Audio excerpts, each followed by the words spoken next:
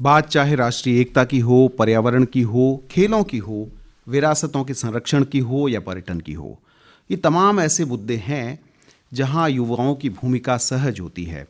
युवाओं के बिना कल्पना नहीं कर सकते कि कोई खेल हो सकता है। युवाओं के बिना पर्यटन की कल्पना नहीं है। युवाओं की भूमिका विरासत संरक्षण में बहुत अग्रणी सी है और राष्ट्रीय एकता में युवाओं की ऊर्जा बेहद सहायक होती है। और युवाओं की इसी भूमिका को रेखांकित करने का, युवाओं की इसी भूमिका को और प्रेरित करने का काम नेहरू युवा संगठन करता है। आज स्टूडियो में हमारे साथ हैं खास मेहमान के तौर पर श्याम सिंह राजपुरोहित जी। आप उप निदेशक हैं नेहरू युवा केंद्र संगठन राजस्थान के, और इनसे हम बातचीत करेंगे, इनके अनुभवों की चर्चा करेंगे और जो हमारे इस विशाल और विविध भारत देश के आपके अनुभव हैं उनकी चर्चा होगी। तो बहुत बहुत स्वागत श्याम सिंह जी, बहुत धन्यवाद आपका आने के लिए। नमस्कार। युवाओं की भूमिका की हम चर्चा कर रहे थे। नेहरू युवा केंद्र किस तरह से युवाओं को प्रेरित करता है, क्योंकि जब देश को एक सूत्र में बांधने की बात हो तो युवाओं की भूमिका बहुत अग्रणी होती है। पर्यावरण की बात हो या फिर खेलों की बात हो, विरासत संरक्षण की बात हो और पर्यटन, ये ऐसी चीज़ें हैं जिनसे युवा अभिन्न रूप से जुड़ा हुआ है। तो नेहरू युवा केंद्र जो युवाओं के लिए काम करता है और युवाओं के ज़रिए काम करता है, किस तरह से युवाओं की भूमिका को और प्रेरित करने का काम करता है, उनको आगे बढ़ाने का काम करता है। भारत सरकार का युवा मामले खेल मंत्रालय के तहत नेहरू युवा केंद्र संगठन ग्रामीण युवा शक्ति को संगठित और शिक्षित करने का काम करता है।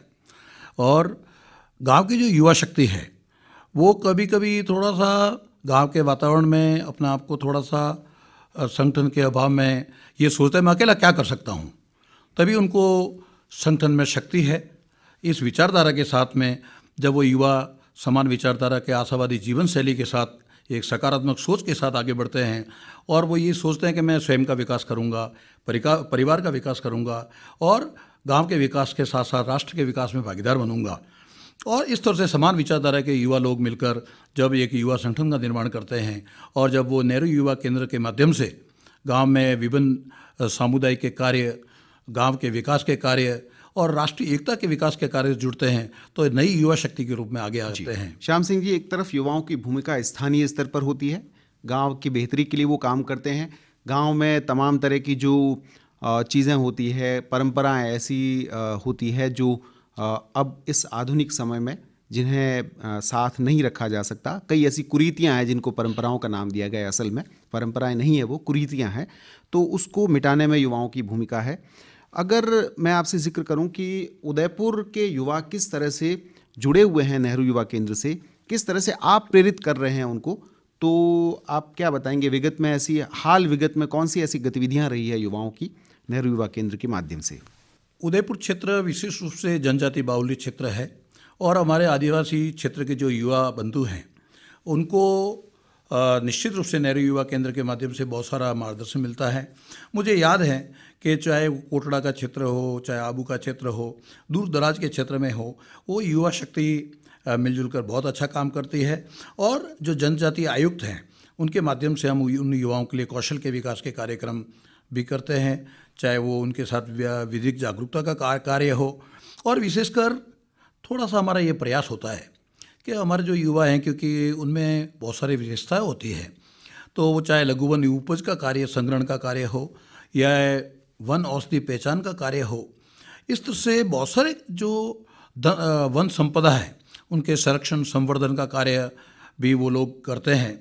उनको जिला प्रशासन के माध्यम से, जिला उद्योग केंद्र के माध्यम से और विभिन्न संस्थाओं के माध्यम से उनको जोड़कर संगठित करने का काम करता है, और ताकि वो उनकी शक्ति जो है एक संगठन के माध्यम से आगे बढ़े। यानी युवाओं को देश के व्यापक लक्ष्य से जोड़ने के साथ नेहरू युवा केंद्र की भूमिका ये भी है कि स्थानीय स्तर पर जो उपलब्ध पारंपरिक रोजगार हैं या फिर स्थानीय स्तर के जो रोजगार हैं उनके माध्यम उनसे भी उनको जोड़ा जाए ताकि आजीविका से वो जुड़ सकें। नेहरू युवा केंद्र इसमें भी उनकी मदद करता है। जी हाँ। साथ में मैं आपको अनुरोध करना चाहता हूँ कि हमारे जो आदिवासी बाहुल्य क्षेत्र के युवा हैं उनके विभिन्न परंपराएं हैं, सांस्कृतिक धरोहर हैं, उन धरोहर के माध्यम से हम उनको देश के विभिन्न क्षेत्रों में भेजते हैं, चाहे वो अंडमान निकोबार हो, पौंडीचेरी हो यहाँ का जो वेज जोन कल्चरल सेंटर है उसके माध्यम से बहुत सारे युवाओं को, आदिवासी युवाओं के दल को वहाँ पे अपने कार्यक्रमों के प्रोग्राम देने के लिए भेजते हैं। वो अपने क्षेत्रों का सांस्कृतिक कार्यक्रमों के माध्यम से प्रदर्शन भी करते हैं। जी सर, ऐसा है कि जैसे युवा हिम्मत वाला होता है, ऊर्जावान होता है, तो नेहरू युवा केंद्र क्या उनको प्रोत्साहित करता है कि वो साहसिक पर्यटन भी कर सके? क्योंकि उदयपुर में तमाम ऐसी लोकेशंस उपलब्ध हैं जहां ट्रैकिंग के या फिर पर्वतारोहण के, पथारोहण के कार्यक्रम हो सकते हैं। तो ऐसे छोटे छोटे स्थानीय स्तर के कार्यक्रम भी नेहरू युवा केंद्र करता है ताकि युवाओं को प्रोत्साहित किया जा सके जिनकी रुचि है। वर्ष 2002 अंतर्राष्ट्रीय पर्वत वर्ष के अवसर पर पूरी अरावली पर्वत श्रृंखला के अंदर जो ट्रैकिंग के जो रूट्स हैं, उन ट्रैकिंग के रूट पर हम लोगों ने हमारे युवा साथियों के माध्यम से नए नए जो ट्रैकिंग रूट हैं उन पर विभिन्न साहसिक यात्राओं के कार्यक्रम प्रारंभ किए। तब से अनवरत रूप से, चाहे वो रणथंभौर हो, चाहे माउंट आबू हो, या उदयपुर के अंदर भी विभिन्न क्षेत्रों में हम लोग ये साहसिक यात्रा कार्यक्रमों का आयोजन करते हैं। युवाओं के अंदर साहस की एक भावना होती है और उसके माध्यम से वो प्रकृति के नज़दीक जाते हैं और उसके माध्यम से उनको अध्यात्म की ओर भी आगे बढ़ने का अवसर मिलता है और आपस में राष्ट्रीय एकता के कार्यक्रमों से जुड़ने का अवसर मिलता है और साहस की गतिविधियों का अवसर मिलता है। साथ ही एक अनुरोध और करना चाहूँगा कि हम यूथ हॉस्टल के माध्यम से भी विभिन्न साहसिक यात्रा कार्यक्रम अभी नियमित रूप से राष्ट्रीय स्तर पर। यूथ हॉस्टल के बारे में हम आपसे विस्तार से जानना चाहेंगे क्योंकि बहुत सारे युवाओं की इसमें रुचि होती है, तो हम आगे इस बारे में और जानने की कोशिश करेंगे। अभी चूंकि कोरोना काल है और संक्रमण का खतरा है, तो युवाओं को लेकर के या युवाओं के बीच में जो आपकी गतिविधियां हैं वो थोड़ा सा मॉडिफाइड, परिवर्तित रूप में चलती होंगी। तो अभी क्या युवाओं को लेकर जो गतिविधियां हैं वो आप कर पा रहे हैं सोशल डिस्टेंसिंग वगैरह के साथ में, और कौन कौन सी गतिविधियां ऐसी विगत में, अभी हाल विगत में की हैं आपने? 8 मार्च 2019 में हमने माननीय प्रधानमंत्री जी जब अंतर्राष्ट्रीय महिला दिवस के अवसर पर राजस्थान के झुंझुनू में राष्ट्रीय पोषण मिशन का शुभारंभ किया, तभी हम लोगों ने राष्ट्रीय पोषण मिशन जो है उस कार्यक्रम को आत्मसात किया। हमने यूनिसेफ के साथ लाइजन किया और विशेषकर राजस्थान के अंदर बाड़मेर और डूंगरपुर जो क्षेत्र है, एक आदिवासी जिला और एक दूर दराज का जो रेगिस्तानी जी, और साथ में अन्य 7 जिलों में भी हमने पोषण युवा यात्रा के माध्यम से उन जिलों के अंदर 7 जिलों के अंदर 100 युवा गाँवों के चयन किए और हमारे युवा साथियों को उसके पहले उनको प्रशिक्षण दिया कैसे पोषण अभियान के माध्यम से संतुलित आहार लिया जाए, गर्भवती माताओं को, विशेषकर नवजात शिशुओं को, और इवन सबके लिए जो है पोषण कैसे उचित रूप से दिया जाए, उसके लिए कार्यक्रम हमने शुरू किया। तब से हम अनवरत रूप से ये पोषण का एक अभियान नियमित रूप से चला रहे हैं और आज जब कोरोना के काल के समय हमारे माननीय प्रधानमंत्री जी ने जब ये एक मिशन दिया है कि अपना आप को, अपनी इम्यूनिटी को भी मजबूत रखिए, तो इस तरह से हम पोषण अभियान के माध्यम से भी ये कर रहे हैं। साथ ही एक निवेदन और करना चाहूँगा मैं आपसे जी कि माननीय प्रधानमंत्री जी ने 29 अगस्त को राष्ट्रीय खेल दिवस के अवसर पर मेजर ध्यानचंद जी की जयंती पर फिट इंडिया प्रोग्राम का लॉन्च किया 2019 में। जी 2019 में, हाँ, लेकिन उसकी गतिविधियां इस साल भी निरंतर रही। जी वो हमने जब माननीय प्रधानमंत्री जी ने जब ये हमारे को शुभारंभ किया, करते ही हम लोगों ने फतेह सागर पर साइकिलिंग का एक मिशन शुरू किया और फतेह सागर पर साइकिलिंग करवाई। माननीय मेयर साहब उसमें आए थे और उसके बाद पूरे साल भर तक हमने विभिन्न फिटनेस के कार्यक्रम, तो उसमें साइकिल युवा लेकर के आए थे, आप लोगों ने उपलब्ध करवाई कुछ समय के लिए? हमने नगर परिषद के सहयोग से भी ली और जरूरत पड़ती है तो हम उनको मोटिवेट करते, खुद भी लेके आए, और नहीं है तो हम उनको दिलाते हैं। और अब मैं आपको अवगत कराना चाहूँगा कि बड़ी खुशी है मुझे इस बात की कि उदयपुर के अंदर lake city cycling club, Udaipur cycling club, हमारे 2 क्लब ऐसे बहुत अच्छे काम कर रहे हैं जो हमारे साथ मिलजुल के हम लोग साइकिलिंग को बढ़ावा दे रहे हैं। और विशेषकर इस बार भी 29 अगस्त को हम लोगों ने फतेह सागर पर रानी रोड पे साइकिलिंग का आयोजन किया और नियमित रूप से साइकिलिंग योगा के माध्यम से। और मैं एक अनुरोध और करना चाहता हूँ कि हमारा जो फिट इंडिया प्रोग्राम जो है उसके तहत हमारे जो केंद्रीय युवा मामले खेल मंत्री जी हैं श्रीमान किरण रिजिजू जी, उन्होंने अभी Fit India Youth Club programme launch किया उसके अंतर्गत हम लोग 10-10 युवाओं के ग्रुप बनाकर उनको रजिस्टर्ड भी करते हैं और उनको नियमित गतिविधि करने के लिए प्रेरित करते हैं। और मैं आपको बताते हुए मुझे बड़ी खुशी हो रही है कि मेरे जो नेहरू युवा केंद्र संगठन के साथी हैं पूरे राजस्थान के अंदर और पूरे भारत के अंदर, क्योंकि नेहरू युवा केंद्र संगठन राष्ट्रीय स्तर का संगठन है, और गांव-गांव के अंदर हमारे जो युवा साथी हैं वो शाम के समय घंटे 2 घंटे फिटनेस के लिए वॉलीबॉल खेलते हैं। उनको नेहरू युवा केंद्र खेल की सामग्री उपलब्ध कराता है और इस तरह से वो खुद को फिट रखते हैं और स्वस्थ मन से अपने परिवार का, राष्ट्र के विकास में बहुत ही महत्वपूर्ण भूमिका युवाओं के लिए, युवाओं के बीच में नेहरू युवा केंद्र संगठन कर रहा है। अब मैं जानना चाहूँगा सर कि एक भारत श्रेष्ठ भारत अभियान जो है हमारा, भारत एक है, रहा है और रहेगा, और भारत श्रेष्ठ था, है और रहेगा, लेकिन साथ ही ये भी है कि भारत एक है तो श्रेष्ठ है, भारत एक है और श्रेष्ठ भी है। ये तमाम चीज़ें आपस में मिली हुई हैं और हम इसी तरह से महान राष्ट्र का निर्माण करते हैं। तो एक भारत श्रेष्ठ भारत अभियान के तहत भारत का जो पेड़ बना हुआ है वो असम के साथ में एकदम, जिसको हम कह सकते हैं दूर दराज का एक राज्य है, और राजस्थान, दोनों में सांस्कृतिक तौर पर काफ़ी भिन्नताएं हैं, दोनों की भाषा अलग है, संस्कृति अलग है। तो यहाँ नेहरू युवा केंद्र युवाओं को किस तरह से इस जो लाइन पर, इस अभियान के तहत जोड़ने का और असम के बारे में जानकारी देने का काम करता है, असम के युवा यहाँ के बारे में जानकारी प्राप्त करते हैं, इस बारे में भी कोई कार्यक्रम वगैरह हुए?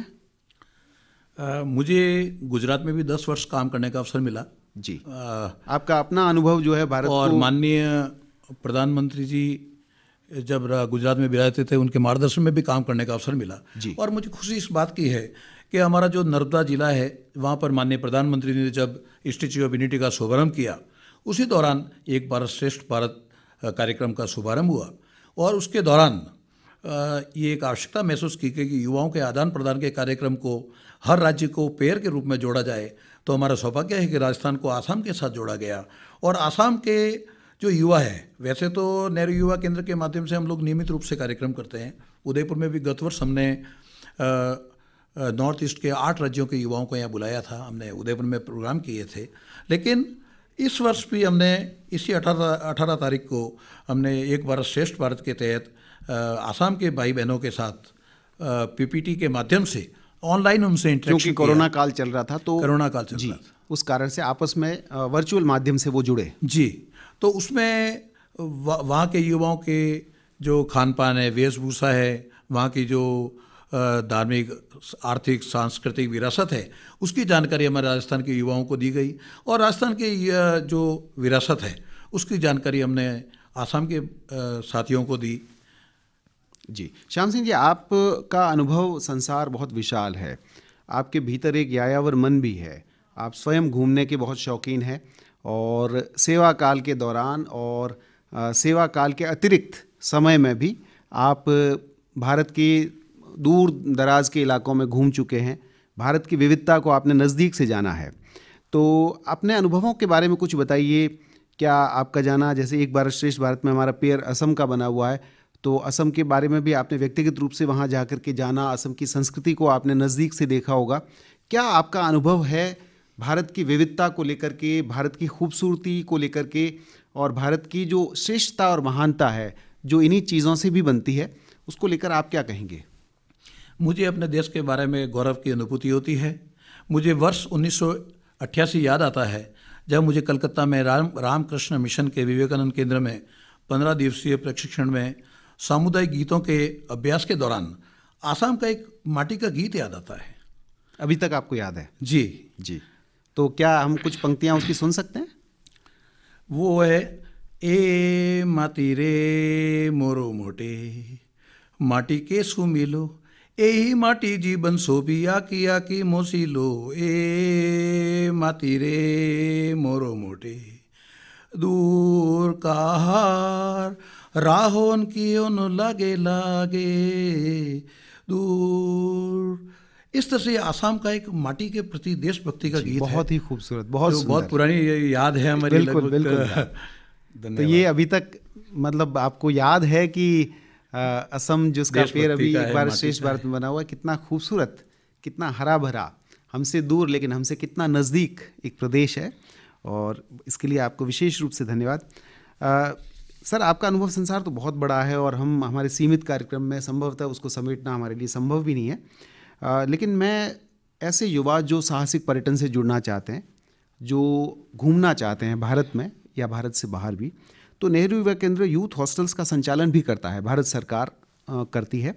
तो यूथ हॉस्टल के क्या फ़ायदे हैं युवाओं के लिए, किस तरह से युवा उनसे जुड़ सकते हैं, इसके बारे में कुछ बताएंगे सर? भारत सरकार का युवा मामले खेल मंत्रालय यूथ हॉस्टल का संचालन भी करता है। हमारे देश में 100 यूथ हॉस्टल कार्यरत है। वैसे यूथ हॉस्टल अंतर्राष्ट्रीय संस्था है। रिचर्ड सेरेमन जी ने इस संस्था का शुभारंभ किया था और विशेषकर उन युवाओं के लिए जिनमें साहस की गतिविधि ज्वाइन करने की इच्छा रहती है, उन युवाओं के लिए सस्ते दर पर आवास सुविधा और घर जैसी सुविधा उपलब्ध कराने के उद्देश्य से उन्होंने यूथ हॉस्टल शुभारंभ किए।